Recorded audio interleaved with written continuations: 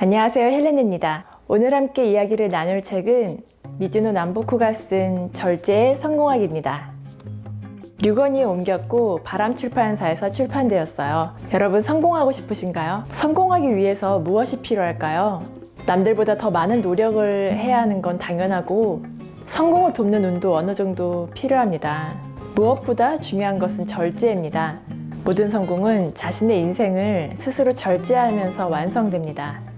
아무리 능력이 있는 사람이라고 해도 무절제하게 산다면 큰 성공을 거두기 어렵겠죠. 이 책은 아직 성공하지 못했거나 꿈을 향해 도전하는 사람들에게 인생과 성공의 이치에 대해 이야기를 해줍니다. 저자인 미즈노 남보쿠의 일화가 인상적이어서 잠깐 말씀드릴게요. 저자는 일본의 전설적인 운명학자이자 사상가인데요. 어려서 고아가 되어 술과 도박에 일찍 빠졌고 18살에는 절도죄로 감옥에 가게 됩니다. 감옥에서 지내면서 죄수들의 외모가 성공한 사람들과 다르다는 점을 발견하게 돼요.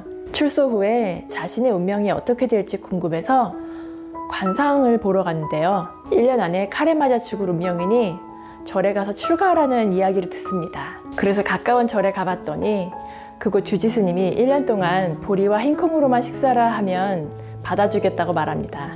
살기 위해 1년 동안 정말 보리와 흰콩으로만 식사를 하고 술도 끊었어요. 그리고 나서 절로 향하다가 갑자기 그 관상가가 생각나서 그곳을 다시 찾아갑니다. 저자를 알아본 관상가는 크게 놀라면서 운명이 바뀌었다고 말합니다. 그러면서 무슨 좋은 일을 했는지 어떤 덕을 쌓았는지 질문을 해요. 남보쿠는 그저 자신은 시킨 대로 1년 동안 흰콩과 보리만으로 식사를 했다고 얘기를 하는데요. 그 관상가는 식사를 절제한 것이 음덕을 쌓은 것이라고 답합니다. 그 후에 저자는 출가보다는 운명학을 공부하기로 마음먹고 사람들의 얼굴과 몸 그리고 골격에 대해서 10년 동안 연구를 하게 됩니다.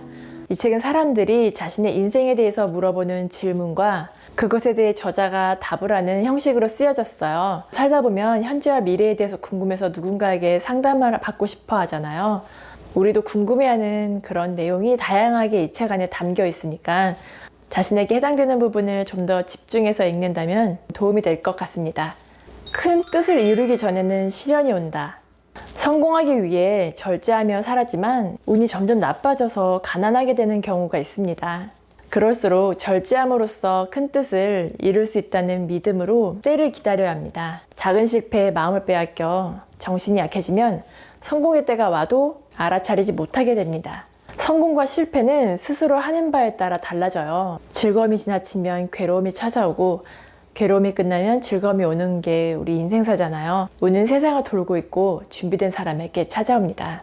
노력이 성공이다. 마음속으로 항상 성공을 그리지만 아직까지 큰 성취를 이루지 못한 사람이 성공을 이룬 사람보다 더 많습니다. 성공하려는 마음만 있고 행동하지 않으면 평생 성공하기는 어렵죠. 성공 여부는 스스로를 얼마만큼 다스릴 수 있느냐에 달렸습니다. 다른 사람보다 더한 노력을 한 사람은 어떻게 될까요?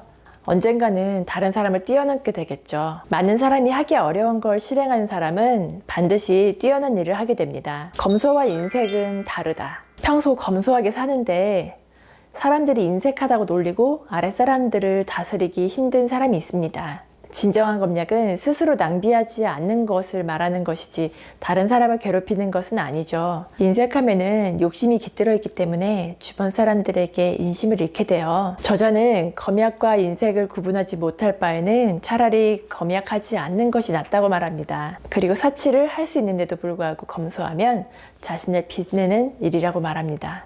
돈은 소중히 여기는 사람에게 간다. 돈을 많이 번다고 해서 많이 모으는 건 아닌 것 같아요. 오히려 많이 벌지만 모이지 않는다는 경우도 있어요. 돈을 소중하게 생각하지 않으면 가졌던 재산마저 흩어지게 됩니다. 돈을 모으고 싶다면 아주 적은 돈이라도 헛되게 써서는 안 돼요. 돈을 쓰지 말라는 뜻이 아니라 귀하게 쓰라는 말이죠. 돈이 나갈 때 마음속으로 다시 나에게 돌아와서 오랫동안 머물기를 바란다면 돌고 돌아 언젠가는 내게 돌아오게 된다고 합니다. 만물을 아끼면 만물이 돕는다. 아껴 쓰는 것과 운명은 무슨 관계가 있을까요? 솔직히 요즘 세상은 아껴 쓰기보다는 모든 게 풍족해서 과한 소비와 소유를 하게 되잖아요. 그런데 저자는 하찮은 물건이라도 더러우면 깨끗하게 하고 정갈하고 검소하게 다뤄야 한다고 강조합니다. 사람을 제자리에 있게 하고 뜻을 펼칠 수 있게 돕는 게 세상 만물이기 때문이에요. 만물을 소중히 대하지 않으면 자신 또한 만물에게 똑같은 취급을 받게 된다고 합니다. 사람들은 복을 타고난다고 믿지만 스스로 쌓은 덕이 복이 되어 돌아오는 거예요. 운명은 정성에 따른다. 복이 많은 관상이라는데 왜 아직도 가난하고 일이 잘 풀리지 않는지 궁금해하는 사람이 있습니다. 운명의 기륭은 정성에 따라 달라져요. 좋은 운명을 갖고 태어났더라도 마음이 성실하지 못하면 운명이 변합니다. 부자의 관상을 가졌더라도 성실하지 못하면 가난하게 될 것이고, 반대로 가난한 관상을 가졌더라도 성실한 마음을 가졌다면 부자가 될 수 있습니다. 어떻게 마음 먹고 행동하느냐에 따라 관상은 바뀌거든요. 운명의 기륭을 따지기보다 심신을 다스리는 게 더 중요합니다.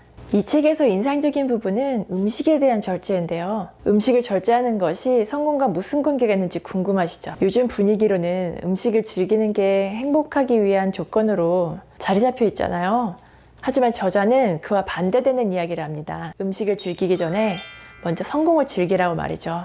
자신이 성공할 수 있을지 없을지 알고 싶다면 먼저 식사를 절제하는 습관을 살펴보라고 해요. 식사를 절제할 수 있는 사람은 모든 것을 절제할 수 있기 때문이에요. 식사량은 항상 일정한 것이 좋습니다. 그래야 심신이 안정되고 모든 일이 순조롭게 풀립니다. 위에 8알 정도만 채워서 먹는 게 바람직하다고 해요. 소식한 사람은 병에 잘 걸리지 않고 병에 걸리더라도 먹지 못하는 일이 없어서 금방 회복된다고 합니다. 반면 만성적인 과식과 폭식은 병을 유발할 가능성이 높아요. 소화되지 않는 음식은 몸속 곳곳에 독소로 퍼져 몸을 상하게 하거든요.